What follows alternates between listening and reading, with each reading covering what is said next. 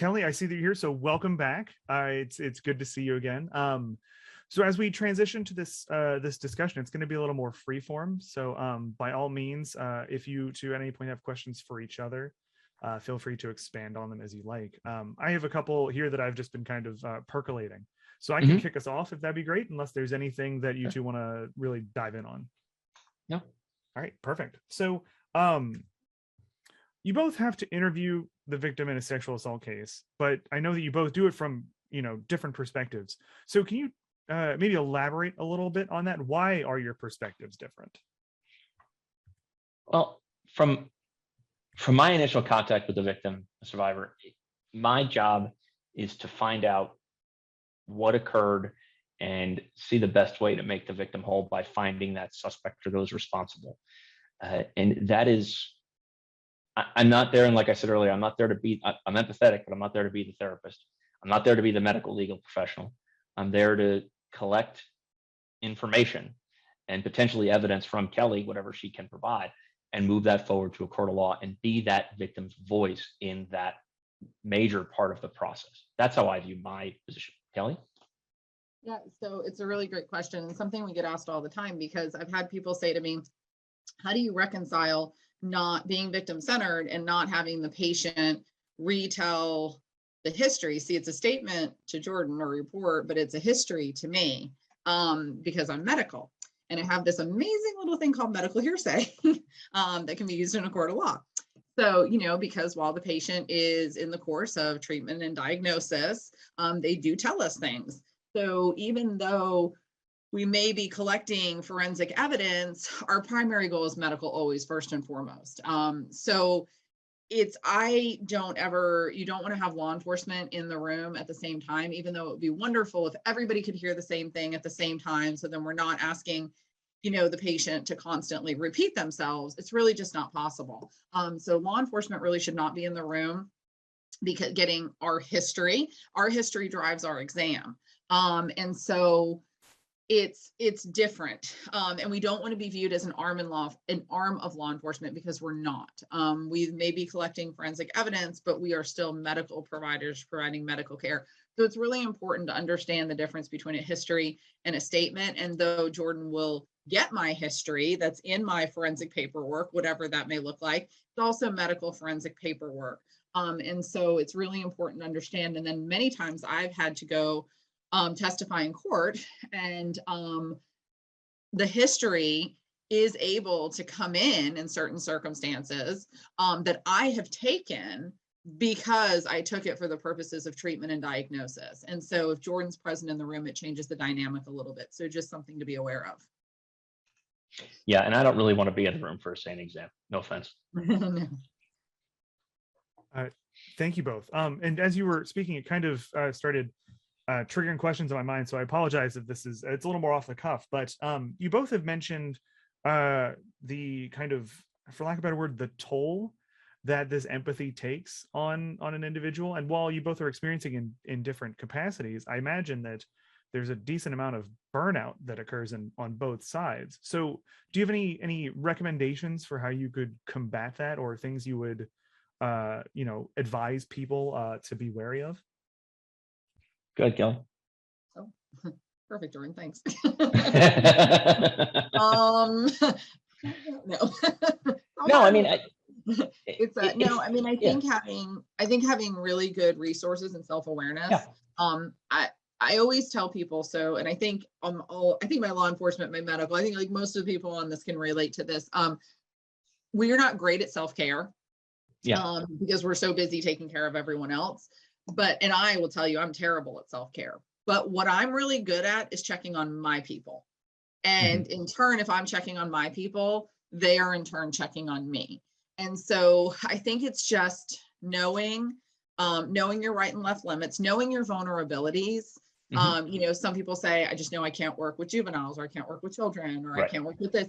So I think really, and not looking at that as a weakness, really respecting your boundaries. I have SANE nurses that tell me, I just cannot do pediatrics, and that's perfectly fine. And that's not their area. I don't want them to do that.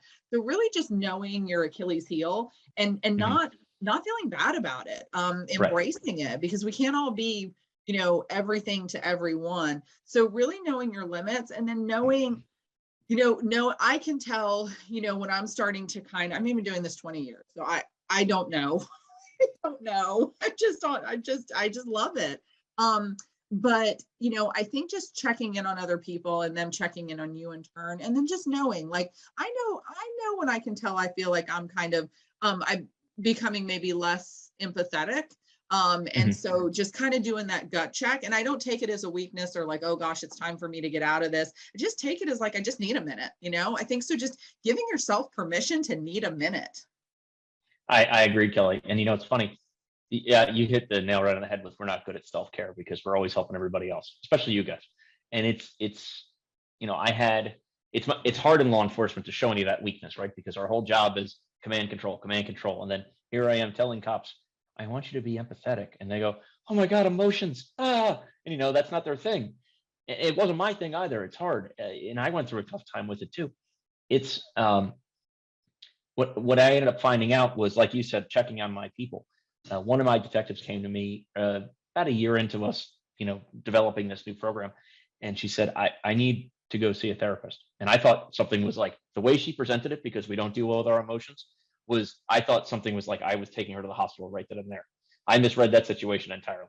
And she told me, she goes, no, I just need an hour a week to go see somebody about this stuff so I can talk to my victims and not blame them.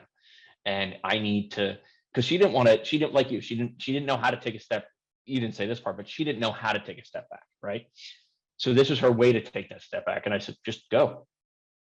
She's like, what do you mean? I said, I don't care. And then I come to find out a few months later that every one of my investigators was seeing somebody for at least an hour a week. I didn't care. Go do it. As long as you're mentally fine, you're going to be able to engage victims, do this work. If you're not, that's when we have burnout, and that's when we have people run away. And that's a very hard thing for law enforcement to embrace. So.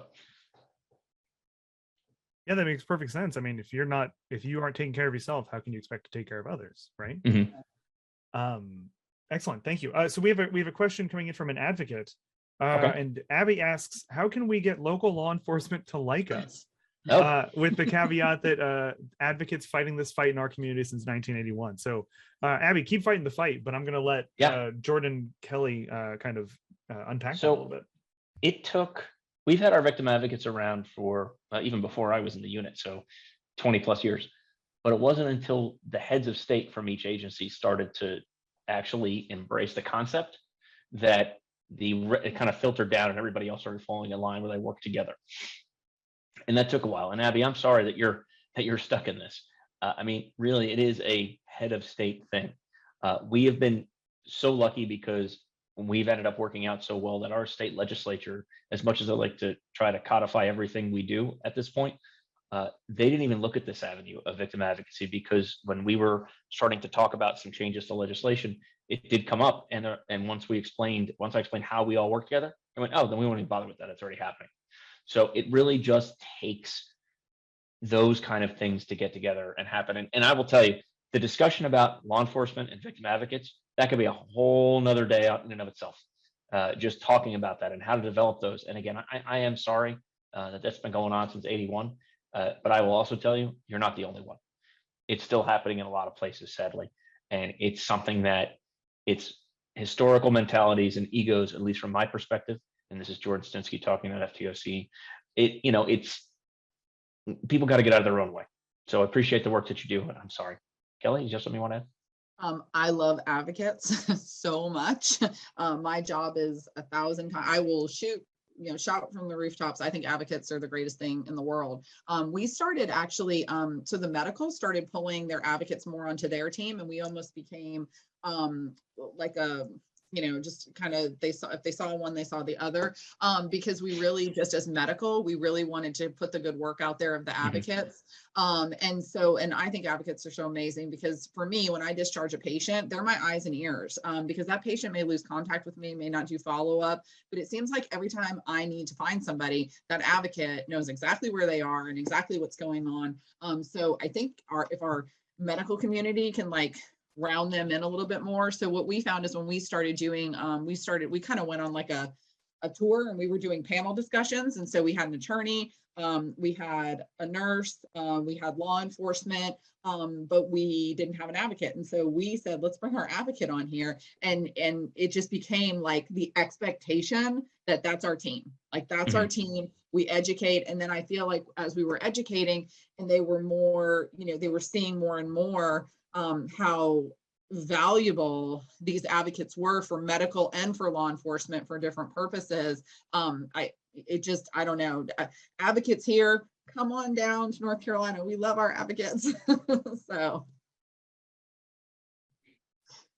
Perfect. Thank you. Yeah. Abby, I hope that helps guide you a little bit. And at the very least, we all appreciate all the work you're doing. We have a couple more questions coming in. And one of the first one covers the dissonance between verbal and nonverbal communication in an interview. So the question is, how do you handle an interview partner who is, quote, saying the right things, but giving off nonverbals, which you can tell are affecting the victim? So, it is easy sometimes. It's much easier sometimes to say the right thing than it is to actually put it out there. So I know what I have done in the past when I've seen similar things with my investigators. I make them go back and watch the tape with me. The digital recording, or I'll sit down in the room with them and I'll say, hey, you and I need to sit down and watch this. And I want you to tell me what you think. And normally what I had said, and I'll give you a good example. I had one investigator who was wonderful. She was great, but she was putting off something similar. I said, I want you to go off and watch this interview of victim ABC. Now, when you're done, come into my office with a list of everything you think you did right. I didn't say what you did wrong. I said what you did right. And then I want you and I to sit down and watch it together. And she said, fine. She came back in about 2 hours later, sat down. She goes, I said my name. Paper was blank, because she realized that she was putting off this I'm interrogating my victim thing. And she didn't realize how powerful her nonverbal body language was. And at one point, she even sat like this during the interview, listening to the victim tell about the incident. I mean, what does this portray? I don't care. And she didn't know it. And like I said, she's and she's still there. She's a wonderful investigator. She just didn't see it. And it wasn't until she saw it. So once I found out, back to me, picking on myself, once I found out what a horrible interviewer verbally I was, especially, I went back and listened or watched every single thing I did as much as I could. Soon after I had done the interview, not for court, just on my own to educate myself. It is very hard to watch yourself do an interview. It is very hard to listen to yourself do an interview. I'm going to go back once Tyler and folks release this. I'm going to go back and watch this, and I'm going to be like, oh my God, I sound terrible. So these are things I'm picky on myself, looking for things that I can improve. So that's what I would do, and have them do that, get with that supervisor if they're not receptive to it, and introduce that potentially to them and see if they have that ability so they can see it. That would be my suggestion. Yeah, I sometimes, we don't like team interview, but I precept our new nurses. And so with the medical stuff, I sometimes have to almost make like very discreet on the spot corrections, because, the medical exam can be really intimidating and people may not want to move forward with it. I think what I find is a lot of the kind of bad interactions that I observe maybe from my nurses are more out of their own nervousness of not wanting to mess it up, not out of them not caring. I had a really interesting, it's not a nonverbal, but I find it very interesting. A couple of weeks ago, I had a really interesting conversation with a female patrol officer who I didn't know her. I went out and I did this thing. Hey, I've set you up great, go on in, have a seat. And so she went in, she did everything I told her, and she sat down and she had a seat. The first question out of her mouth after she introduced herself was, what were you wearing? And I was like, ugh, like it just hung in the room. And the patient got really defensive. And so I was just like, hey, can I just see you outside for a second? I just got a quick question. And we went outside and I was like, I said, okay. I said, so tell me why you asked that question. So she said, I asked that question because I just wanted to know if I needed to call my partner who's out on scene to collect the clothes, or if she was still wearing them. And I was like, makes perfect sense. I was like, so I don't feel like the victim felt that's why you were asking that question. Now, sorry, I have a Zoom partner. He's been locked up, but he escaped. So that is my Zoom partner. So I said, I don't feel like that's what she thought. And she said to me immediately, can I save this? So I think a lot of times the negative body language or words that are coming out of our mouth is a lack of education and not a lack of caring. And so I think it's really our job to educate. And she said to me, I'm so glad you told me on the spot, do you think I can save this? And I was like, I absolutely do. I was like, just go in, be real, be a person. Just be like, let me explain. It's literally what she did. She went in, she sat down, and she said, she's like, Miss Taylor, called to my attention that, maybe I asked a question, and let me explain why I asked. And she did. And the patient started laughing. She was like, oh, thank goodness. She's like, I was so paranoid about it. And so they had a really, and I'm talking rapport changer right there. So sometimes I try to make very discreet on the spot, because I feel like sometimes if you can turn a situation around, it's just better. And I tell all my nurses, please call me at 2:00 in the morning to fix something, because I'd rather fix a problem at 2 a.m. than, or I'd rather answer a question at 2 a.m. than fix a problem during business hours. Yeah, that makes perfect sense. And it seems like it's probably easier to correct a behavior as it's happening, right, than to try and retroactively explain the issue.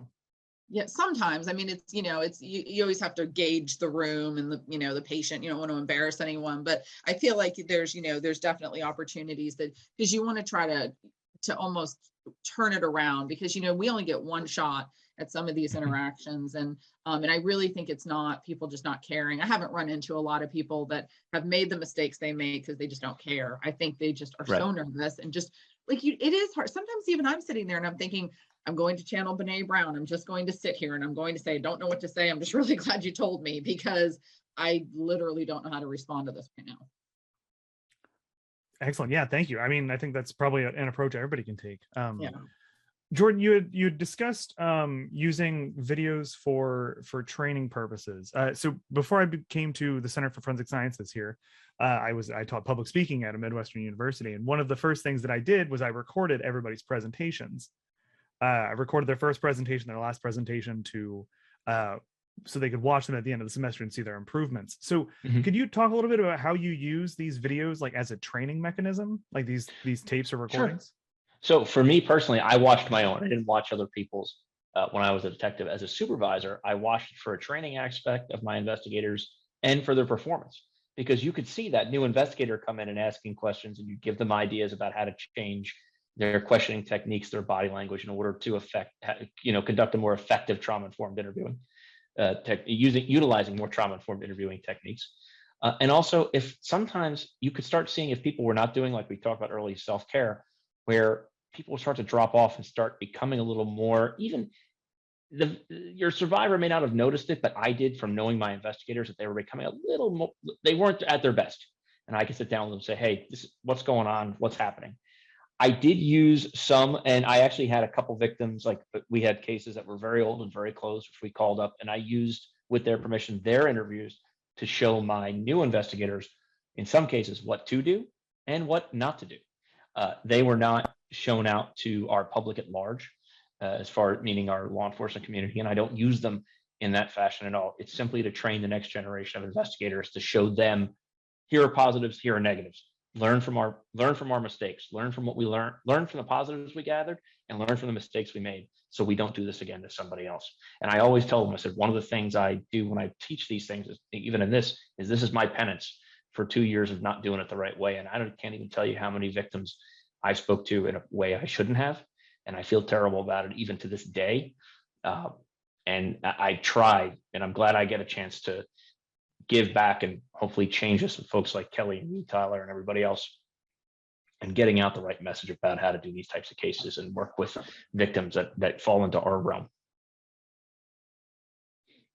Excellent. Thank you. And it's interesting, as I've been hosting this podcast, one of the things that I've heard from a lot of people across the board is this effort to be better and just constantly improve. And the current, global situation right now kind of puts that into perspective. So Kelly, I guess this is a question for you from Tracy. And she asked, with COVID-19, our health system has limited outsiders and visitors, so community-based advocates may not be allowed to see patients. Do you have any thoughts or recommendations?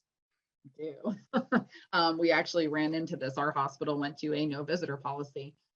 So at that point, I went to our hospital administration and I asked them for an exception to policy to be able to allow our victim advocates in. They did agree. They just had to put certain things in place. Like when COVID first hit, and it was back in March of 2020, all of our victim advocates had to wear the N95 masks and goggles. So it's fine. I ordered about 50 pairs of goggles and I kept them in our room so that when our advocates came up there, because it's that important to have them there. It's sometimes, depending on your hospital administration and leadership, it could be more challenging, but I felt like that was,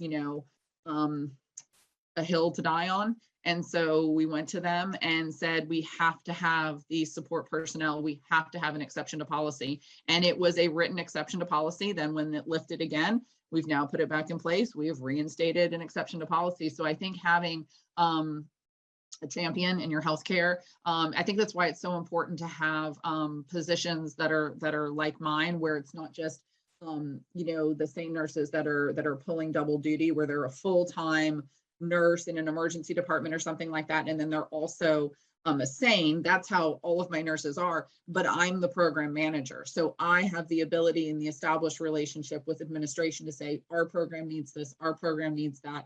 This is vital for victim-centered care. And so I think as we see more and more the establishment of these actual forensic healthcare program managers and facilities, things like that will really come to the forefront. You have a champion within your own hospital. So that's what we did, is we did an exception to policy for, one support personnel to accompany them, and then they met the emergency room standards that they had to come in. Was administration amenable to that? Did you really have to kind of dive in, or? No, because, I think that's why it's important, kind of like we talked about before with Jordan, about establishing those relationships before you need the favor. So I make sure I am very present. I'm giving weekly reports to our hospital administration on the status of our program and what's going on and what we need, and doing those touch points. So then I'm not walking in and saying, hi, I'm Kelly Taylor. I would like for visitor exception policy, please. It was just my weekly touch point of, hey, I see this is coming down the pipeline. It's really important to have support personnel here for X, Y, and Z reasons. They're also our lifeline when these folks leave our emergency department. This is an access to care issue. So we need to be really, people may not come if they think they can't have their support person, and this is really important. We also talked about different areas to see patients in, because we got the feedback that we had some patients that were frightened to come to our emergency department during a pandemic. So we actually set up an alternate location. Sorry, my cat. An alternate location in one of our outlying clinics that does follow-up care for us. That if a patient was nervous to come to the Department of Emergency Medicine, we could actually have a mobile team that could go down as an outpatient appointment, because it's better, to, instead of someone not wanting to get the care, it's better to schedule an appointment, than just say, well, you don't want to come to the ER, so we don't know what to do for you. So I think really trying to, somebody just put, we're lucky to have hospital administration that allowed a request. I am so lucky. It does not go that way at every hospital. But I think the biggest thing is having that established relationship ahead of time, so you're not just, asking for things in the moment, is really trying to get on board, with your program as early as possible. But yes, Karen, I'm so lucky. Absolutely. And thank you. We're really kind of reiterating the value of all of these relationship building exercises. So speaking of an additional relationship, another kind of cog to throw in here. So when working with child victims, do either of you work with a forensic interviewer?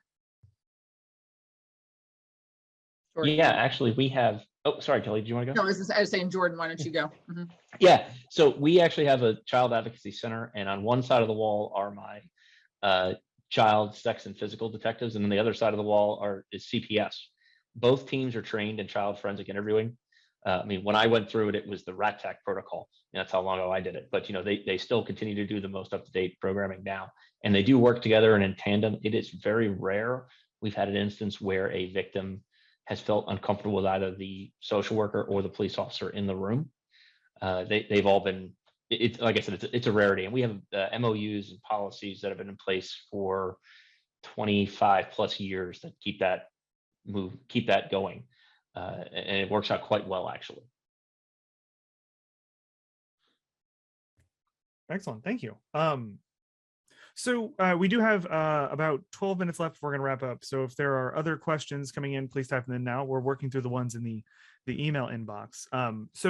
A user asks, how do you explain to a victim that they may need to explain what happened to them multiple times? So if the person, it's a good question. If the person's asking as far as the steps, like, so there's going to be me, there's going to be Kelly, and sometime down the line, there's probably going to be the prosecutor. It used to be many, many years ago, the police officer would go to the victim, ask a whole lot of questions. Victim advocate may show up in between, ask a whole lot of questions. Detective may ask a whole lot of questions that night. Then Kelly's going to ask a whole lot of questions. And the detective's going to call you the next day, ask a whole lot more questions, and that's going to continue on. And there might even be other advocates that insert themselves. We actually have a jurisdiction not too far away from where I am, where every victim that comes into their hospital, it's a very small jurisdiction, has same nurse, detective, police officer, and 2 victim advocates for every incident that happened. And the only reason why I found out was because I had to go up there as a detective to go interview a victim for something that happened in my jurisdiction, and I was confronted with 5 people and the victim. And I looked at the victim. I tried to ask all the folks except the victim advocate to take a hike for a few minutes, very politely. The victim happened to live down by where our office was, and she had gotten there by a friend who wasn't there anymore. I said, "You want to take a ride with me?" She hopped in the car. We ran back down to my office. Victim advocates met us there, and we did the whole thing. It is, it's hard sometimes. It's hard, but you have to really be honest and let them know I've told people we have taken strides to minimize the number of times you will have to say this or even repeat it. But because of the way our system's set up, it's going to have to happen. If at any time you just say, I need a break and need to walk away for a bit, do it. I will tell you, especially in the nights, when the night of the event, I find more information from the forensic medical legal report that I get back from Kelly than I do my patrol officer, than I do witnesses, than I do even my initial cursory interview, because they feel very comfortable with the same nurses telling them things, because it starts off as a medical examination, again, building that rapport, and then builds into that medical forensic process. And we get a lot of information that we can go back and use. So I tell them, if you can't tell me, please tell Kelly, whatever you feel you can. Don't make it up, but please feel if you can, let her know. And if you can't, that's fine too. And so we've minimized it down to at least 3 times, but it used to be a lot more. So that's usually how I display it. I don't know about you, Kelly, but that's usually what I do. Yeah, it took me a minute to unmute. My cat was laying on my arm. I told Tracy and Karen, I've tried to hold him off as long as I can, but he's been screaming at my legs. So sorry, guys, he's here now. I explain it from a medical standpoint, and just kind of let them know that we're going to minimize the amount of times that we're going to ask them the questions in the emergency department. So I don't have triage go into a whole thing, and then the doctor go into a whole thing, and then the nurse go into a whole thing. But I just explained to them that, same thing. We all have different disciplines, and we're asking for different reasons and things like that. So I think if we just I think the explanation is gold. I think people are really on board with even the bad things we have to tell them if we just bring them into the process. So I haven't really ever had an issue with it. As long as you're honest, I really think that's the biggest thing. Just being honest really changes a lot of the perceptions of your survivor right away. Yeah. Cool. Thank you. Yeah, it's interesting that the transparency is such a huge part of this. We had another question come in that is kind of along the lines of adjusting to life, during COVID. So this attendee asks, in line with COVID-19 and the future telemedicine trends, what are your opinions on holding the victim advocate sessions online through programs like Zoom, or I guess even like a FaceTime option? So Yeah, go ahead, we've Kelly. done telemedicine Yeah. appointments with our patients before, and as long as you're using the platform that's Mhm. acceptable for your, yeah, we've had good feedback. Some of our patients we actually have better success on. They'll call us and say, Yeah. can I have a telemed appointment? I can't get in. Or even now people are like, it's not really that I'm worried about COVID, but I have these childcare issues because my kiddos are home or whatever. And so I actually find that I'm getting better access to patients. I mean, now sometimes I just have to bring them in because I can't do everything over telemed for these appointments. But I think like with advocacy, it's however, meet the patients where they are and Yep. do what's best for them. Yep. Yep. Totally agree. Yeah, we don't, the same thing. We've embraced the technology via COVID, and we have seen much higher engagement rates on all fronts for all the same reasons Kelly just said. I'm not against it whatsoever. I think it's a fabulous addition to our arsenal in this world. Awesome. Thank you both. So we do have a little time left for one more question. Maybe a couple more if there are any more that come in, but this one is kind of the forefront of my mind. So for a victim that is disengaged with the process due to whatever reason, but they want to re-engage, how do you go about making that happen, making that a reality? Well, normally when people do want to re-engage, I mean, it could be at the 5-day mark, the 1-year mark, and even in some cases, the 20-year mark. You take them in just like you did the first day. Hey, okay, let's find out who you are and find out, because it may be me coming, that they may have reported in 1970, now they're coming back in 2000. Okay, I don't, you're going to have to tell me some information, and I'll let them know, hey, I'm happy to do it. We will get you back in as best we can. In the state of Maryland, we do not have statute of limitations for these types of crimes. So I'm lucky. Not all jurisdictions have that.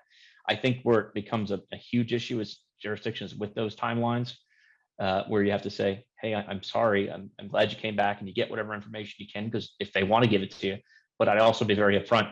I can't prosecute or I can't charge a crime because it's outside of the statute of limitations. I will tell people, yes, if they did not get a SANE exam done, or God forbid, for some reason a kit wasn't available, depending on what's going on in your state, just be open and honest. We don't have the evidence. This may be harder. You may not get the outcome you're seeking, but we're happy to sit down and talk to you. I'm never going to turn anybody away, but I'm always going to tell them the honest truth from the start. Awesome. Thank you. Yeah, we're always Kelly, happy please go to ahead. I'm sorry. No, I was just going to say, we're always happy to take patients. I have patients that'll come to me and say, this happened maybe over a year ago and I never reported and I never had anything done.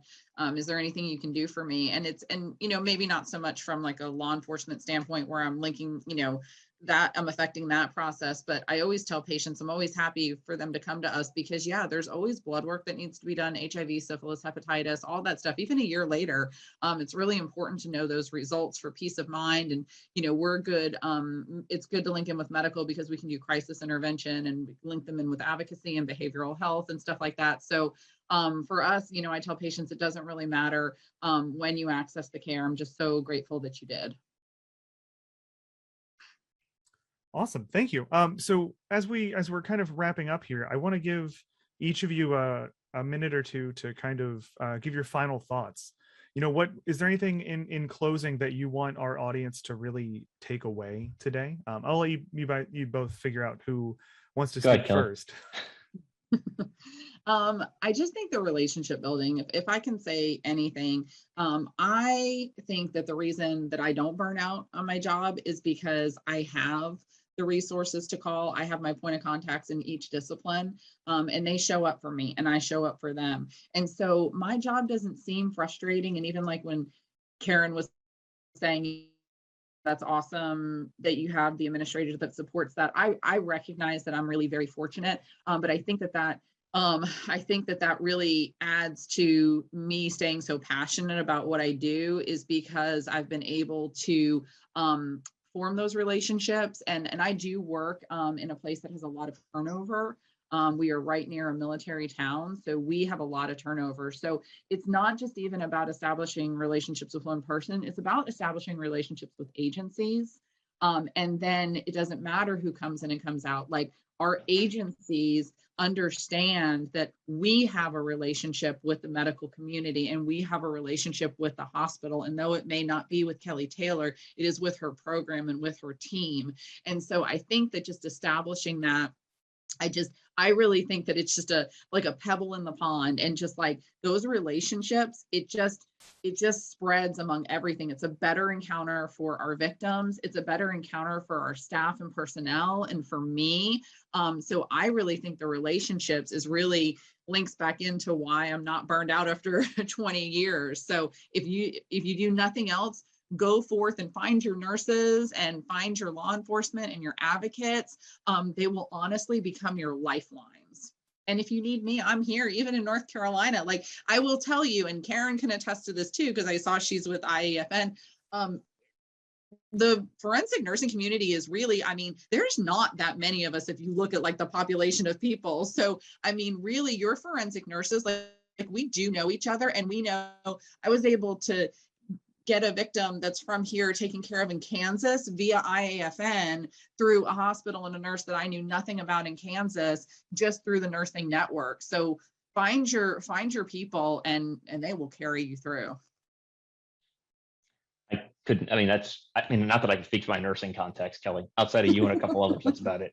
But no, those building relationships is really, really important. I mean, and from the law enforcement aspect, getting the chiefs, the deputy chiefs, captains, lieutenants to buy in to the fact that how important it is to have this different mentality. And your detectives, I mean, there are, like I said, I heard even just recently, victims lie. That's ridiculous. If somebody said that in my organization, they'd be taken out back, and we'll leave that alone. And, it's just it's a mentality change, building that rapport, making sure you work, co-locate, work with these other agencies. We created this family justice center with our sheriff's office, and our victim engagement soared. We have prosecutors, sheriffs, county police, victim advocates, all in the same place. Like I said earlier, that's a lot of egos. We were able to get over that and really put forth and put our victim first. That's what that place is. And we see so many victims come through there, unfortunately, but they do come through there, and they come through there for elder abuse, adult abuse, domestic violence, sexual assault, and we take care of them the best we can. So rapport building, open-minded, and open-ended questions, and being trauma-informed and victim-centered. Let that victim guide your investigation. That's the most important thing. And thank you all for having us today. Absolutely. And what a perfect way to end. Thank you both. So with that, we are going to wrap today's event. First and foremost, I want to thank Jordan and Kelly for being here and leading the conversation, and in all their hard work leading up to this event, and that they're doing not for presentations like this. I'm sure that I could probably speak for everybody in the audience that we all wish that we had Jordans and Kellys in our jurisdictions. So thank you all for all the hard work you do. And I do want to also give a thank you and a shout out to our production team that make all these go so smoothly. If all I have to do is turn on a microphone and talk, then my day is pretty great. So thank you, Lauren, Natalie, everybody who's behind the scenes helping. And then, of course, I want to thank our audience members for tuning in and hanging out this afternoon. 4 hours is a long time to commit, but the work that everybody here is doing is so important. And the questions that you're sharing and the desire for collaboration really highlights why we do this in the first place. So for those of you in the audience, we would sincerely appreciate if you could fill out our feedback survey. We use this information to adapt our virtual events to ensure that we can provide the best experience possible. And it helps us kind of guide what topics we need to cover in the future. You can find the feedback questionnaire on the course page. It's all the way at the bottom. We'll also include a link to the questionnaire in the chat pod. And also, please don't forget to download the certificate of completion from the course homepage as well. The certificate will be available after 6 p.m. Eastern Standard Time today. So once again, thank you all for joining us, for spending your afternoon with us. Please fill out the feedback questionnaire and enjoy the rest of your day. Hopefully we'll talk to you soon.